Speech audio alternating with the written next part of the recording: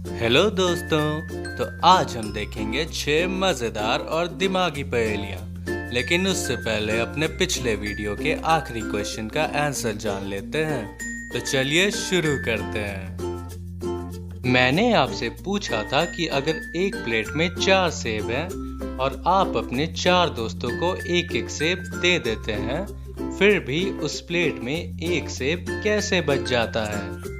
असल में हम ये करते हैं कि एक सेब एक दोस्त को दिया, दूसरे सेब दूसरे दोस्त को और तीसरा सेब तीसरे को, और जो बचा हुआ सेब है उसे प्लेट के साथ ही अपने चौथे दोस्त को दे देते हैं, जिससे सेब भी दोस्त को मिल गया और सेब प्लेट में ही रह गया।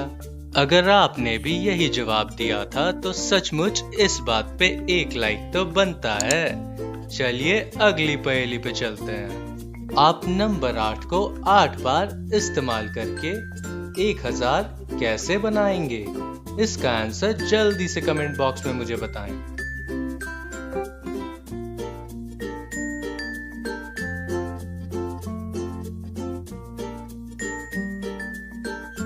अगर आप 888 में 88 को ऐड करें और साथ में अलग से 3 बार 8 ऐड करें तो टोटल 1000 हो जाएगा। था ना बहुत आसान?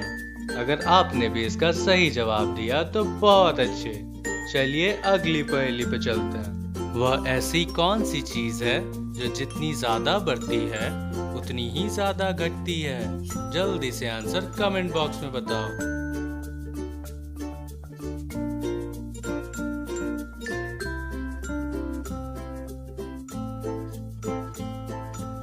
इस सवाल का जवाब है इंसान की उम्र। समय के साथ उम्र जितनी ज्यादा बढ़ती है उतनी ही ज्यादा घटती है। क्या आप इस सवाल का जवाब दे पाए? अगर हाँ तो एक लाइक तो बनता है। चलिए अगली पहेली पे चलते हैं। एक इंसान अपनी कार में पेट्रोल पंप की तरफ जा रहा था, तभी अचानक से उसे 5 रास्ते दिखाई देते हैं। इनमें से सिर्फ एक ही रास्ता पेट्रोल पंप तक जाता है। क्या आप बता सकते हैं वो कौन सा रास्ता है? जल्दी से आंसर कमेंट बॉक्स में बताएं।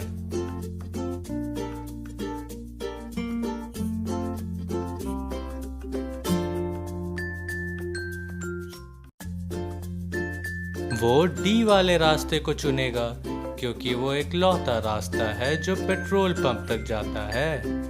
चलिए अगली पहेली पे चलते हैं। वह ऐसी कौन सी चीज है जो भगवान से भी बड़ा है, शैतान से भी बुरा है, गरीब के पास है, अमीर को चाहिए और अगर आप उसे खा लेंगे तो मर जाएंगे?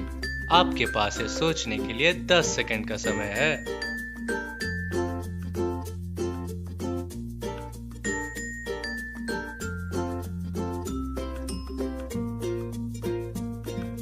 इस पहेली का उत्तर है कुछ नहीं। चलिए देखते हैं कैसे। भगवान से बड़ा कुछ नहीं होता, शैतान से बुरा भी कुछ नहीं होता, गरीब के पास कुछ नहीं है, अमीर को कुछ नहीं चाहिए और अगर आप कुछ नहीं खाएंगे तो मर जाएंगे। अगर आपने भी सवाल का सही जवाब दिया तो दोस्त आप सचमुच चीजों को बहुत गौर से समझते हो। और इसी बात पे हमारे चैनल को जरूर से सब्सक्राइब कर नोटिफिकेशन बेल दबा दें। चलिए अगली पहेली पे चलते हैं। आपके पास 8 सिक्के और एक तराजू है। हर सिक्का बिल्कुल एक दूसरे की तरह दिखता है, पर फिर भी इसमें से एक सिक्का बाकी सिक्कों से थोड़ा सा ज्यादा भारी है। तो आप 2 बार तराजू से तौलकर कैसे बताएंगे कि कौन सा सिक्का बाकी 7 सिक्कों से थोड़ा सा भारी है? इसके लिए आपके पास 10 सेकंड का समय है।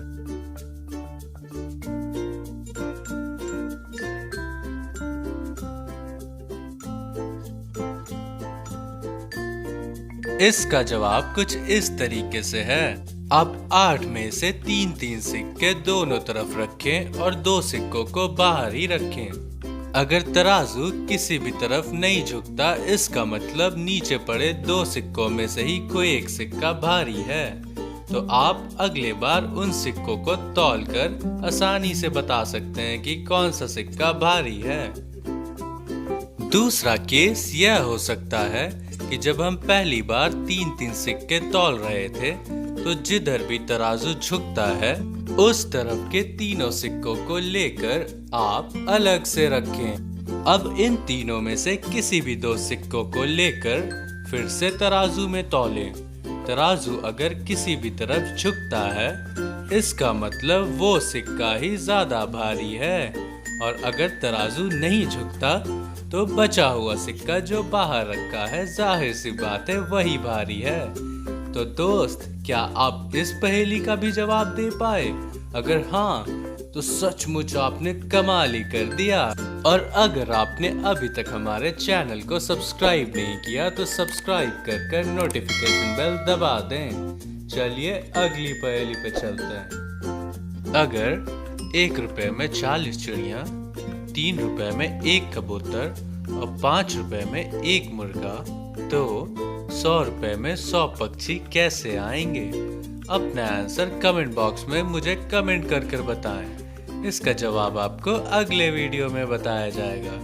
तब तक के लिए अपना ख्याल रखें और हमें इसी तरीके से सपोर्ट करते रहें। Thank you.